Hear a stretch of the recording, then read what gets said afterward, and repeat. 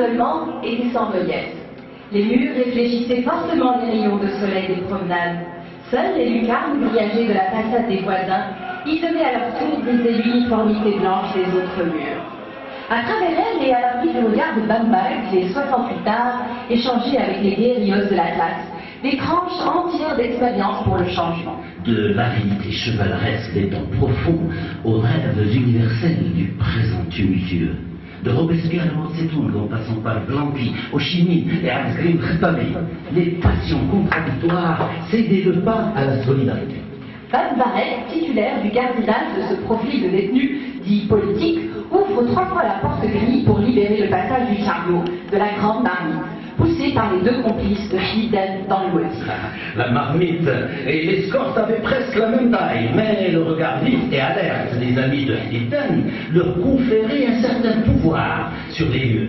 De la cuisine au quartier G, ils traversaient beaucoup de grilles de la maison centrale, échangent sur leur passage des beaux brefs avec le cordon du boss, en poste à l'entrée des différents quartiers des droits communs. Ils ramènent 3 fois par jour la soupe que personne d'ailleurs ne prend.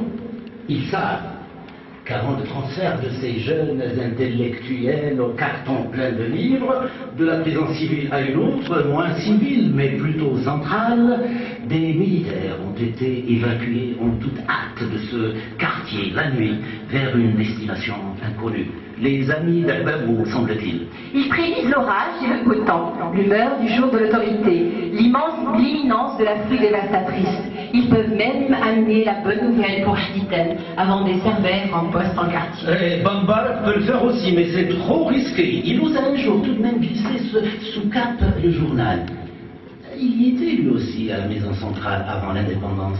Youssef, fraîchement fourni par les lycées en agitation, poussera la hardiesse en accomplissant cette générosité chaque fois qu'il était de service le soir. Youssef fera 3 mois de prison ferme, puis ira ailleurs chercher un autre métier, plus enthousiasmant. Mohamed marchait pensivement dans la cour. Lui aussi était stagiaire et fraîchement fourni par l'université.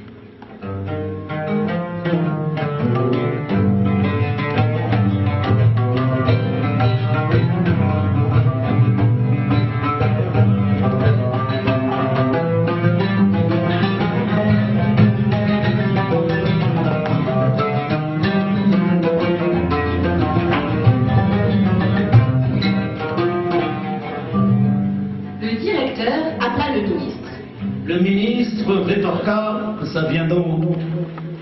3 jours auparavant, Alice fut kidnappée par une cohorte d'inconnus en plein milieu de bidonville de Bensy. Le lendemain, une autre cohorte fit une visite de courtoisie à Abdeltef et lui demanda de faire un voyage avec eux. Sans les problèmes. Dans la sérénité verdoyante du quartier des étrangers à Rabat, la curiosité fut limitée au seuil de la maison et Abraham était juste de l'autre côté. 2 jours plus tard, Abdelchil reçut la même invitation au plein du Douar Jmer. On voit donc les 3 s'impatienter, puis firent brusquement éruption dans le bureau du directeur, dans un geste d'impuissance fatale, qui, dans un geste d'impuissance fatale, offrit courageusement son manteau à Mohamed.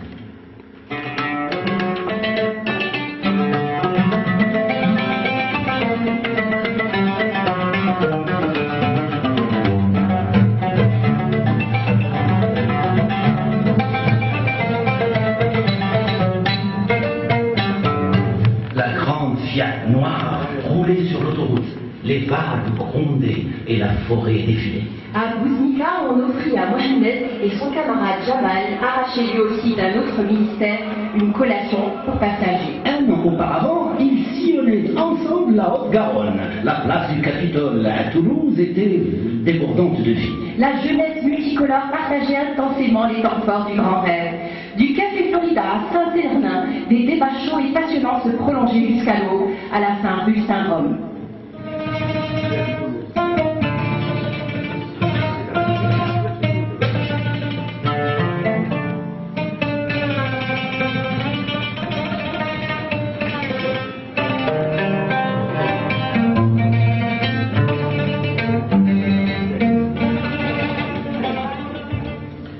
La débâcle de 1967, mai 68, étaient des leviers légitimes de la révolte plurielle de toute une génération dans la fleur de l'âge.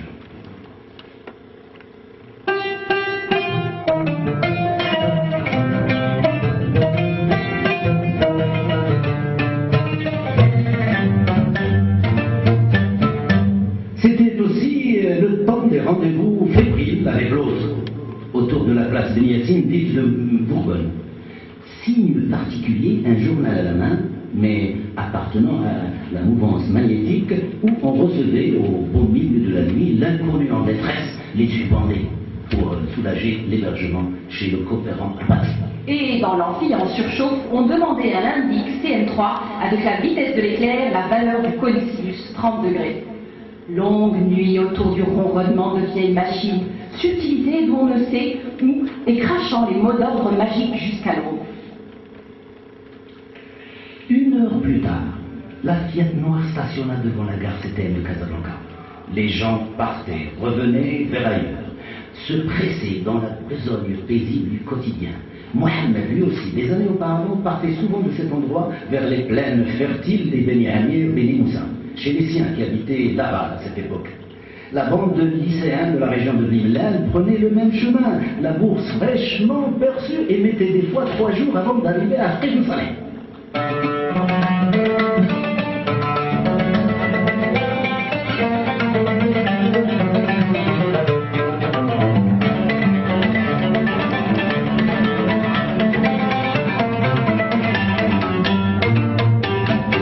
Devant le vol, départ, Mohamed sublimait l'instant le revoyant vers ses souvenirs vivaces, gais et pleins d'insouciance.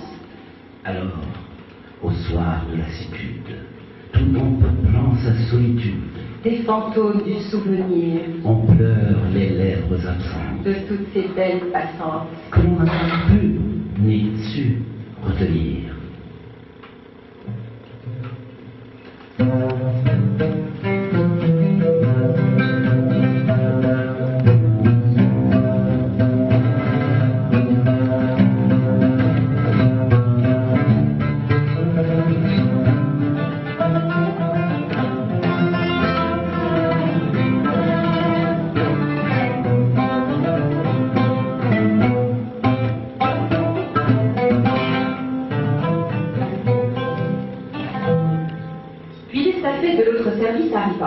L'un des compagnons de l'autoroute feignit d'offrir un paquet de Marlboro à un gentleman d'usage. Mais la mécanique inexorable du peloton de Delmont-les-Chérifs le priva de cet élan de noblesse. L'estafette gypsière roule, tambour battant rarement avec quatre la proie happée dans le dédale de la belle ville blanche. Écoute les pulsations fébriles de Sultan, ton gages éternels sous les couleurs merveilleuses de l'ombre fraîche, de l'insouciance quotidienne. Écoute l'éternelle roubaillade de l'étoile de l'Orient coulant sans relâche dans l'exubérance de la Médina.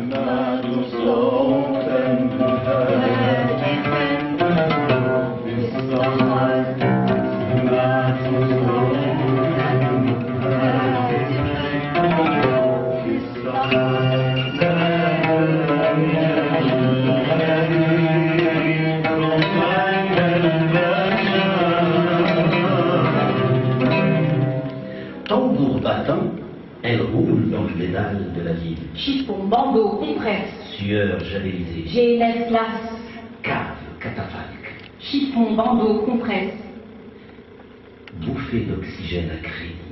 tentacule abject de l'horreur galvanisée.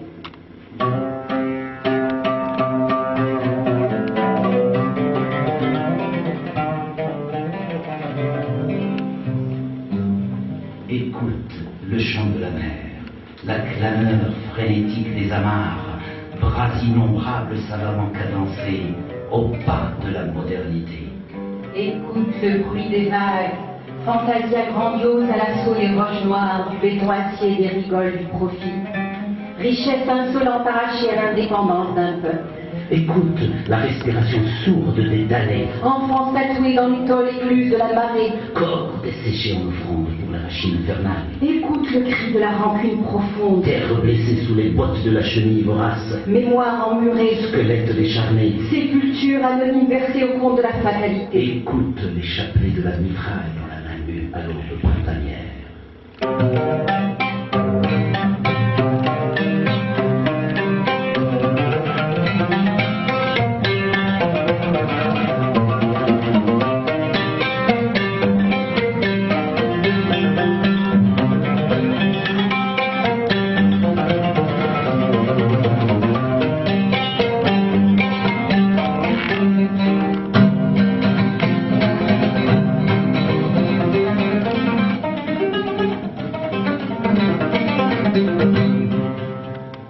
Il fait noir dans la belle ville blanche éclatante de lumière.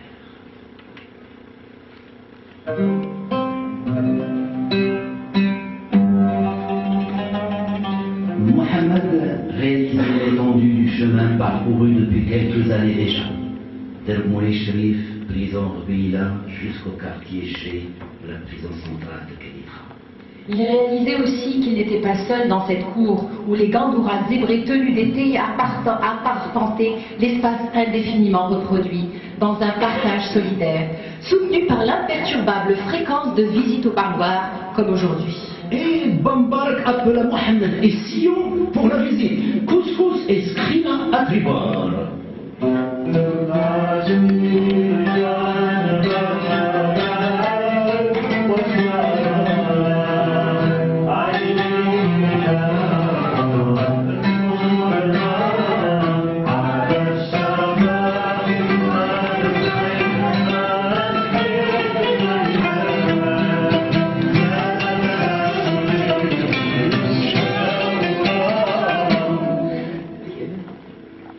Micha aimait beaucoup les pigeons.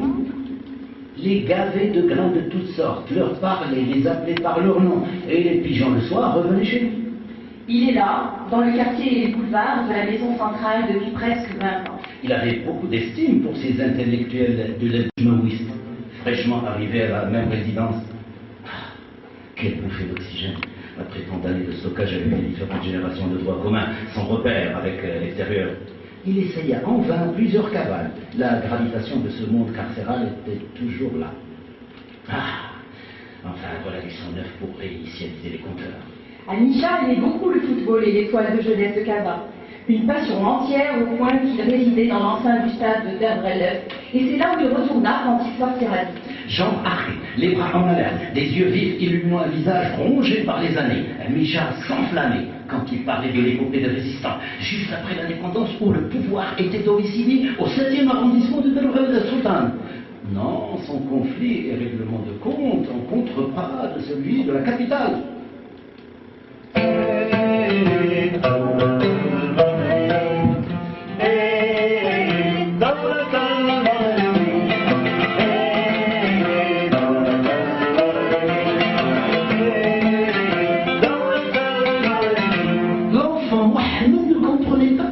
Des gens tombaient sous les balles. Et même une fois, au bout de la rue Hassan Aïcha, c'était le tour du propriétaire de la boulangerie, le père de Aïcha, qu'on connaissait bien. Ce n'est pas juste. Elle avait des yeux ensorcelants, Aïcha, à la Sophia Loren. Tous les candidats du cours élémentaire préparatoire des rues 107 et 108, et qui étaient déjà de grands gaillards, s'agglutinaient au-dessous de sa fenêtre et s'égosillaient en chantant Mahdi al-Qasim.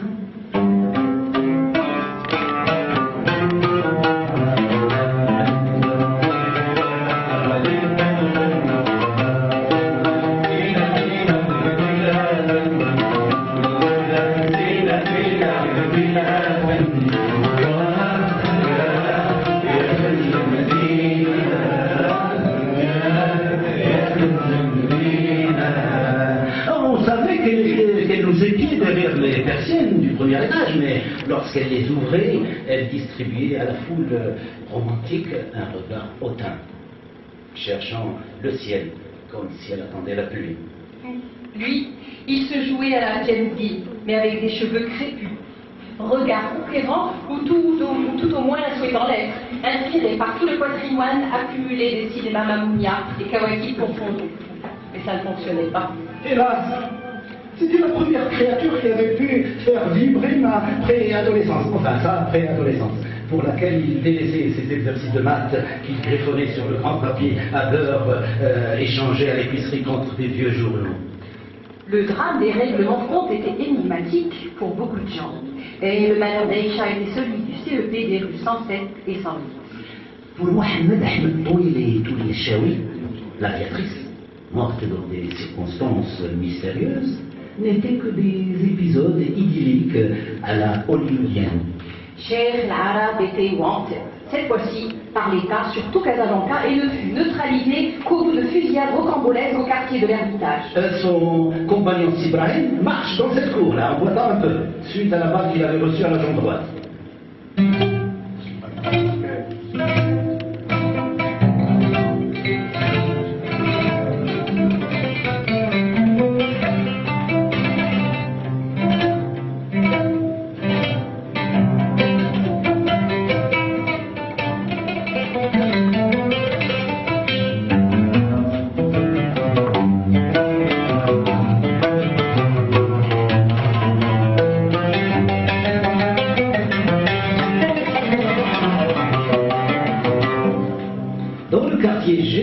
Une aile abritait les 68 arts, et dans l'autre, les partisans du soulèvement du 3 mars 1973, onde de choc des séquelles du bras de fer du début des années 60. À travers les petites lucarnes, des visions du monde ont été partagées, des contradictions éclaircies, des amitiés construites.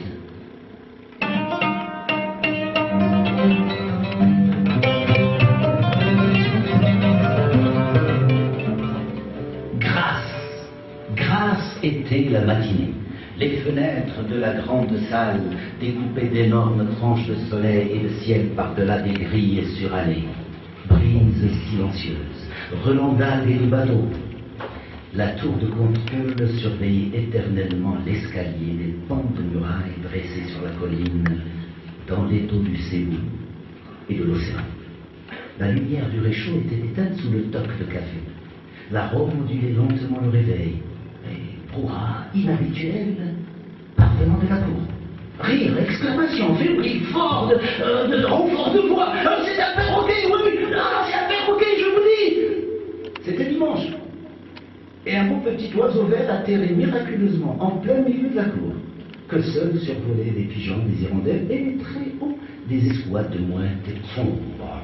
Un petit oiseau vert, bonbon majestueusement son torse perlé de taches noires en collier. Le bec ressemblait bien à celui d'un perroquet, mais un perroquet parle, et de grands traits. Son roucoulement était grave, strié d'harmonique de canard.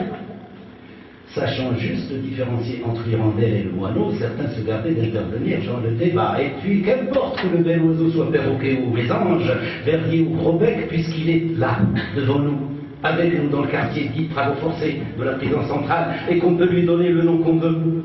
Le dictionnaire Larousse, illustré, trancha tout de même la question. C'est une perruche mâle, semble-t-il. Au parloir, on commanda des grains pour l'invité, qui ne tarda pas à avoir, lui aussi, comme par inertie du milieu, sa cage et ses heures de promenade. Mais le bon petit oiseau vert se sentait trop à l'étroit, lui qui sillonnait allègrement les grands espaces, naviguait dans la bise sereine des collines et des montagnes, s'en allait à tire-tête vers l'horizon lointain. Il se sentait trop à l'étroit. Il chantait un peu de temps en temps, il est vrai, sautait aux quatre coins de la cage, mais se taisait souvent, soliloquait, puis chantait de nouveau, à l'approche de la salade verte et des feuilles d'orange. Ah, et si on cherchait une compagne? Il devait être atrocement seul. Elle pénétra, soudain dans la cage, où le petit oiseau simulait dans un coin, sur le qui-vive, yeux hagards, appréhension vague de cataclysme. Il mobilisait tout son être face au viol du territoire. Il n'y était pour rien, la pauvre perruche tout éblouie, ramassée au coin opposé de la cage. S'il ne tenait qu'à elle, elle aurait somnolé paisiblement dans sa propre cage. Ses yeux balayaient furtivement les lieux. En face, un bel oiseau au collier d'émeraude demeurait immobile dans une stupeur silencieuse. Rire étouffé, paroles agitées autour de l'excitation nerveuse de la rencontre. Les prisonniers attendaient depuis plusieurs semaines l'arrivée de la perruche femelle du bonheur. Au parloir, on n'avait même pas le temps d'expliquer que pour les œufs, il faudrait un peu de terre. Entre-temps, la cage de la belle perruche fut subtilisée pour se trouver en possession et you-you de joie dans la cour. Maintenant, elle est là, au milieu de la salle, regard suspendu au temps mort haletant. Le bel oiseau scrutait longuement la gracieuse perruche. Elle le regardait avec crainte. Désormais, il ne sera plus seul. Il secoua son cou permé de taches étincelantes, étala légèrement son plumage d'émeraude, puis se mit à sautiller fébrilement sur place.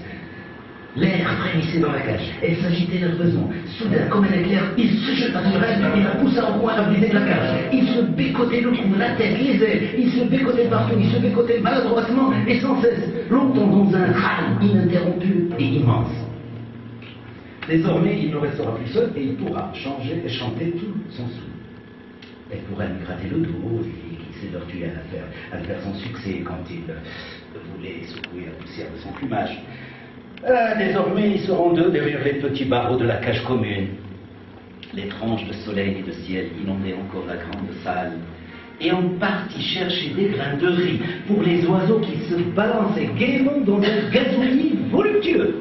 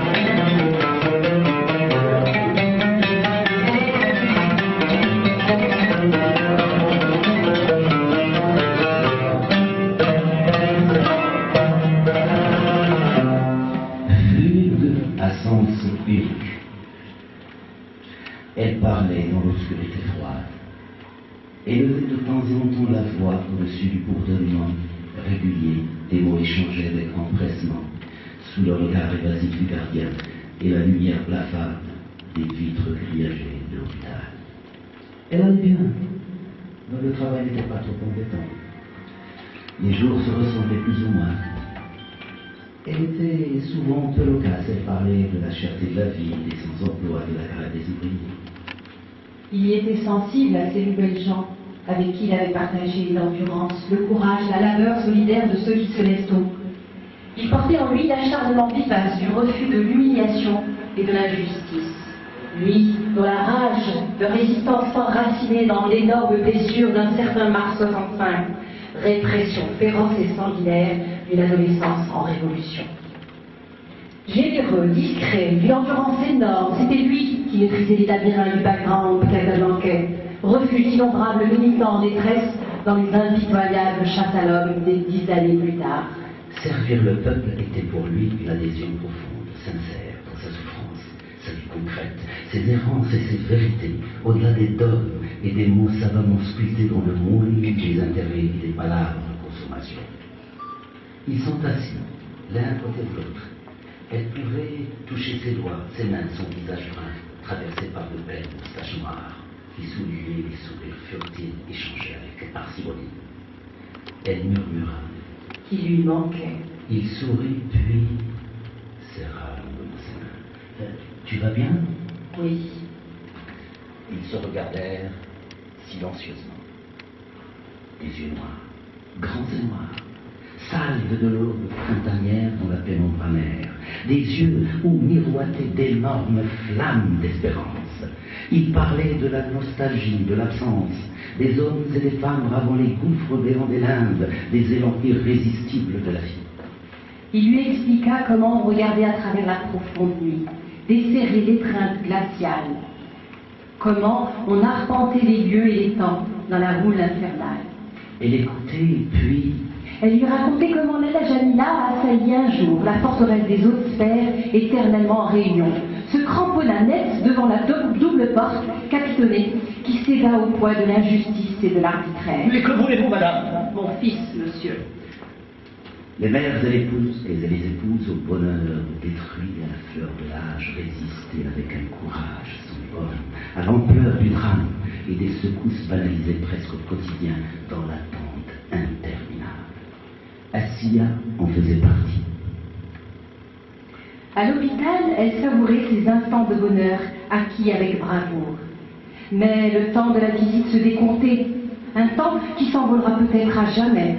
Elle lui dit au revoir. Il en fit de même, en tenant donc dans sa main avec insistance et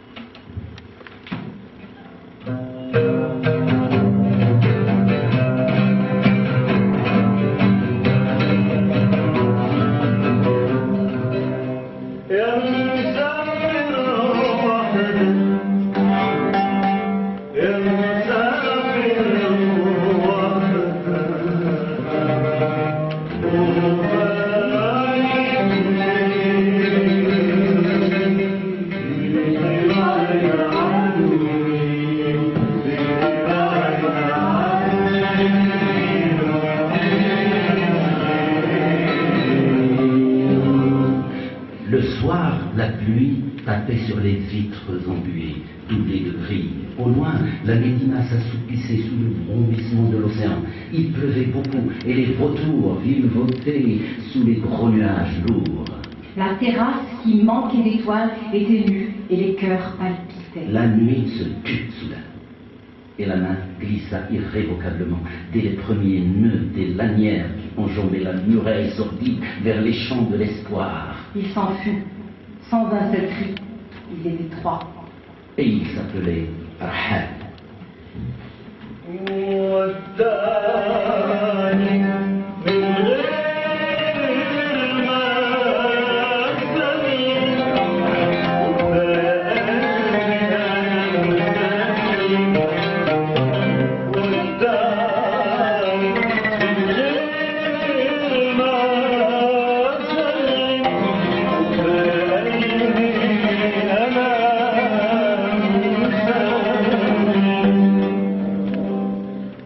Des jours contre le métal, Contre le béton.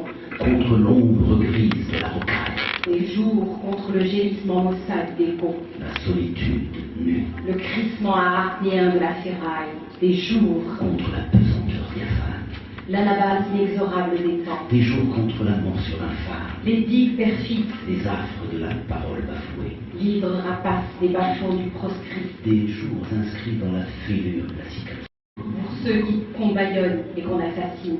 pour ceux qu'on emprisonne et qu'on affame, Des jours pour les sans-droits, ni toi. pour les cœurs sans armes, Des jours pour la romance plurielle. le rêve incessant, L'innocence éternelle. les oreilles magnifiques, De la terre aux yeux d'orange et d'olive. des jours, Des mois des années. pour toi, liberté.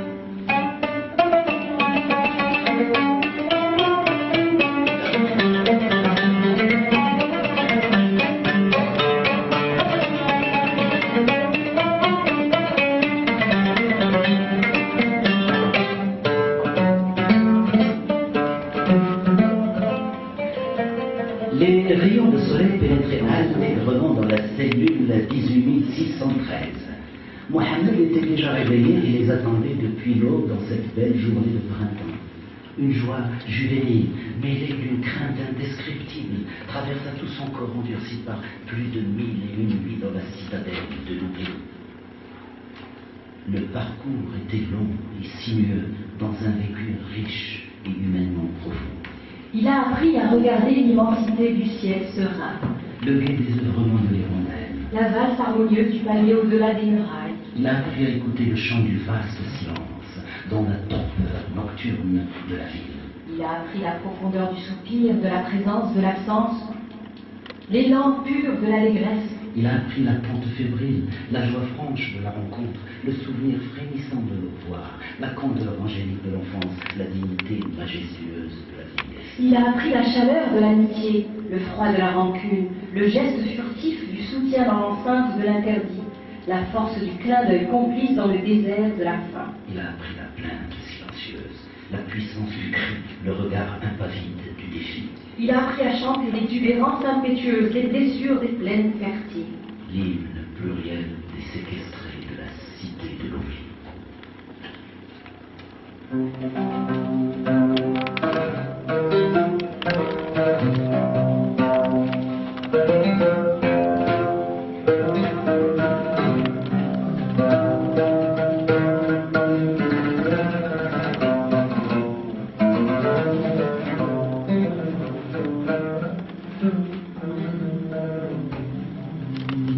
Mohamed va quitter ce territoire aujourd'hui. Et la centaine de compatriotes le saluaient avec chaleur durant sa dernière promenade autour de l'Al Shafia, prêt pour l'appel magique de la classe. La grâce. Entre parenthèses, transformée par les personnes à la classe. À la porte de la citadelle, les gens qui lui sont chers l'attendaient avec impatience.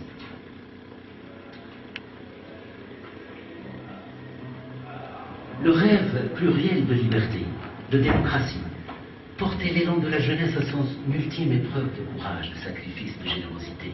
Mais la gravitation universelle de l'histoire humaine résista farouchement au changement radical. Faut-il réinventer le siècle des Lumières?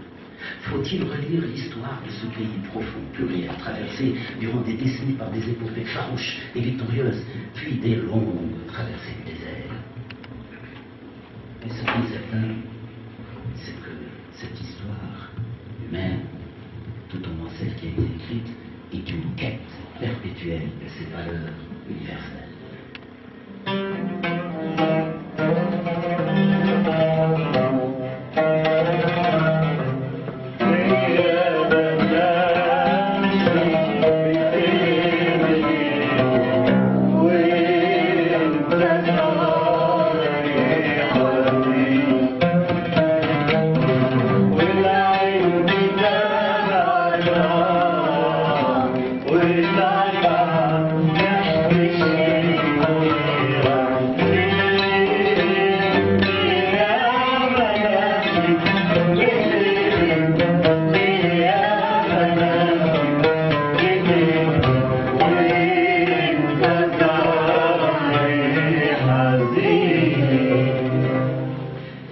La lumière aujourd'hui, comme hier, c'est ceux qui la portent comme Dieu.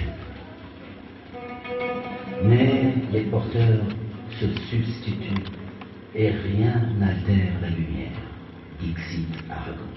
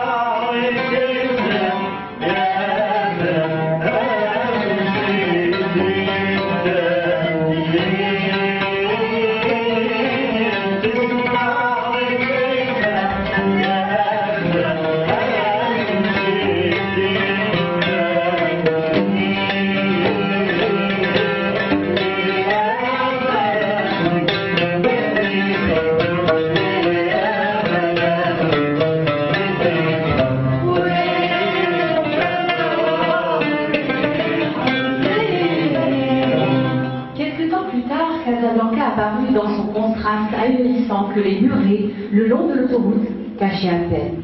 À la rue 108, à Inchok, qui garde toujours son numéro par respect à la géométrie régulière de son architecture et le manque d'inspiration pour des noms plus prestigieux, beaucoup de gens étaient devant la maison numéro 27. Hajj Sadiq, son oncle, était majestueusement devant le numéro 27. Djellaba blanche, cérémonie, visage basané sous des lunettes noires anti-larmes. C'est un vieux de Darbella, arrivé du sud dans les années 40, qui se nommait Amboun, Am Tifous, Am Jrad, année du bon, du typhus, des sauterelles, affichant bien le caractère campagnard de cette ville et l'exode rural qui fut souvent dramatique.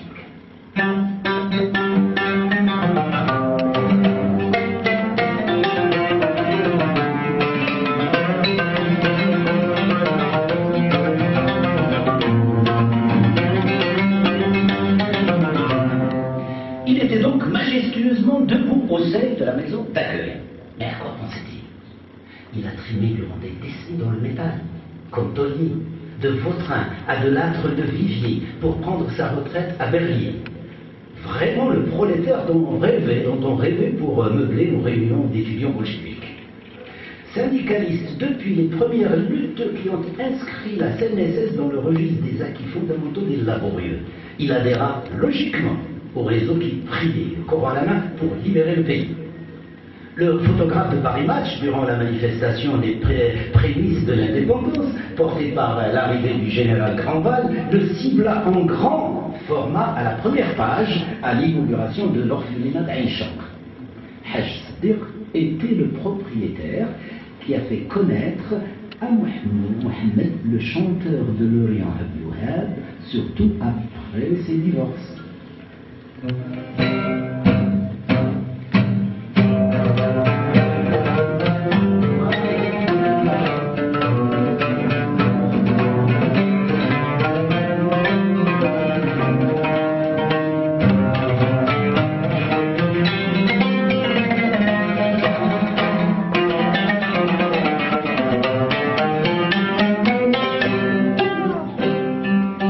Il l'emmenait aussi au plateau de Halqa, place pour conteurs, danseurs, acrobates de Khouréa, pas loin de Sahed Srahna pour voir les matchs de boxe amateur. 50 centimes pour se faire tabasser le nez. On stationnait longuement devant le luthiste Marrakchi avec Tarbouche Rouge qui chantait perpétuellement Farid al-Atrash.